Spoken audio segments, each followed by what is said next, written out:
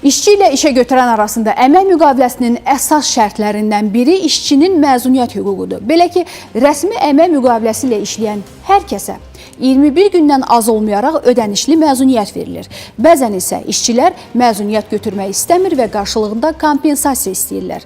Bəs bu necə tənzimlənir və əmək qanunvericiliyində bununla bağlı hansı dəyişiklik gözlənilir? Mövzunu araşdırmışıq, gəlin izləyək.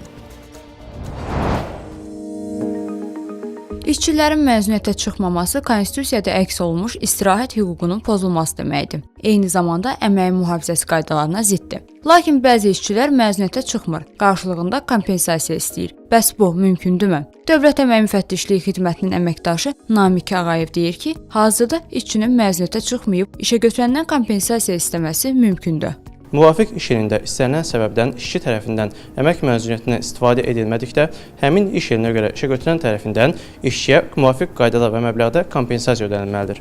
Eyni zamanda Azərbaycan Respublikasının İnzibati Xətalar Məcəlləsinin 192.6-cı maddəsinə əsasən işçinin məzuniyyət hüququnun pozulmasına, işçiyə əmək məzuniyyətinin verilməməsinə və ya əmək istifadə edilməmiş əmək məzuniyyətinə görə kompensasiyanın ödənilməməsinə görə inzibati tənbeh tədbiri nəzərdə tutulmuşdur.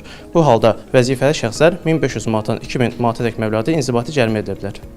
Lakin işçinin məzuniyyətə çıxmaması onun sağlamlığına, dolayısıyla işin keyfiyyətinə təsir edə bilər. Vəziyyət işə götürən üçün də bir sıra problemlər yaradır. Bəs işə götürən işçini məcburi məzuniyyətə göndərə bilərmi? Namiq Ağayev deyir ki, hazırda qanunvericiliyə əsasən işçinin məzuniyyətə çıxması yalnız öz ərizəsi əsasında mümkündür. Amma istisna hallar mövcuddur.